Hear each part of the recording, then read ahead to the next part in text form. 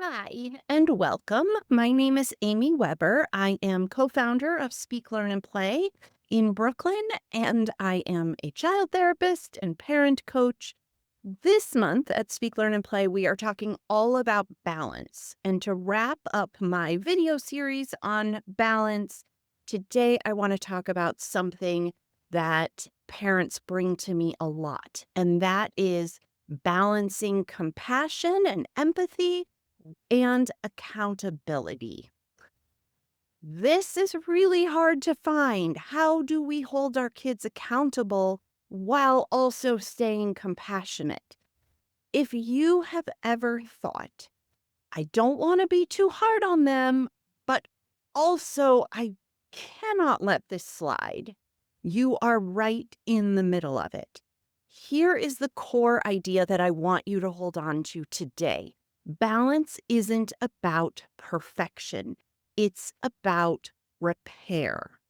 Real growth happens when compassion and accountability come together for your child and for you. So let's start with the mind shift that changes everything, moving from either or to both and.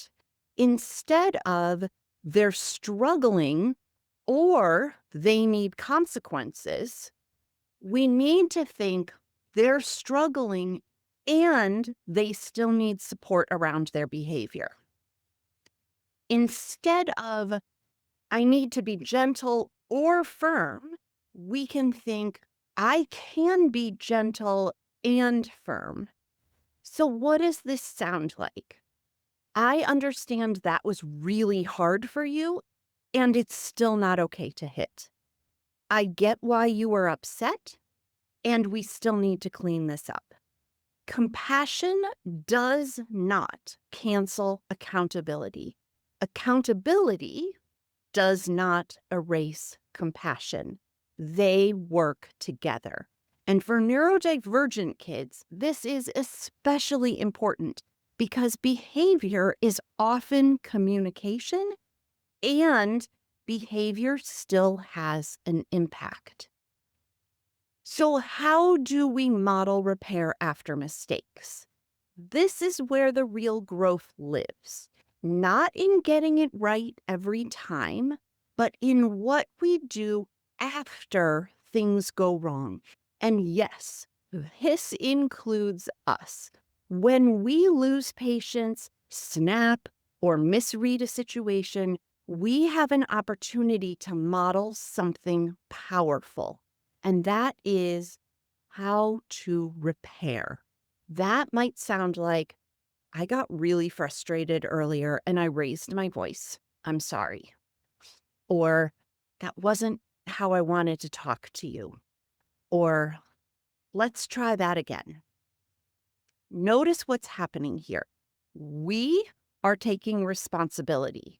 We're not over explaining or blaming. We're showing that relationships can handle mistakes. And when we do this, kids learn that mistakes don't break connection.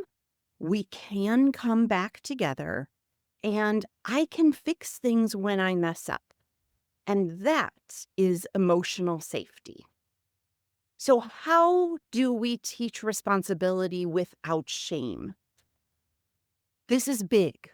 Shame sounds like, what's wrong with you? You should know better. Why would you do that? And shame tends to lead to shutdown, defensiveness, and more dysregulation. But responsibility sounds like, what happened? Who was affected? What can we do to make this right? We're shifting from blame to problem solving.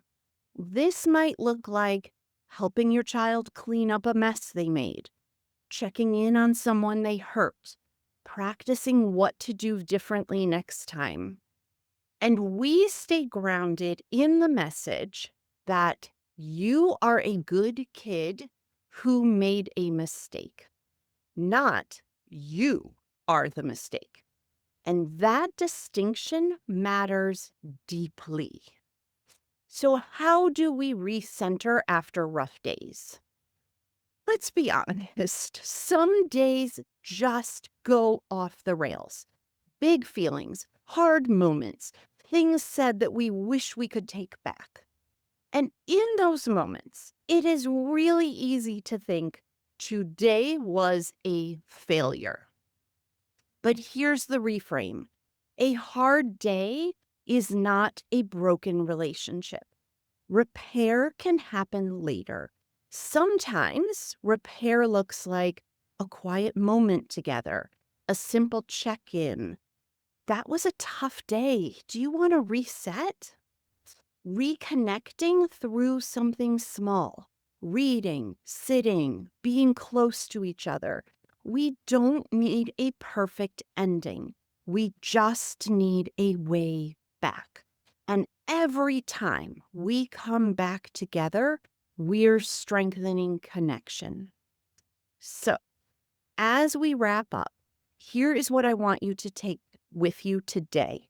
You don't have to choose between being compassionate and holding boundaries. You can do both.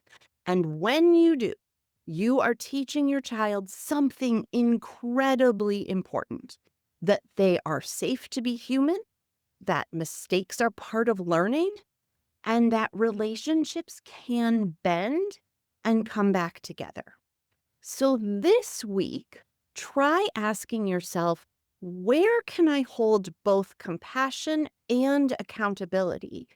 And how can I come back to repair when things go off track? Because that is the goal. Not perfection, not getting it right every time, but building a family where growth happens with grace. Thank you so much for being here with me today. I will see you soon.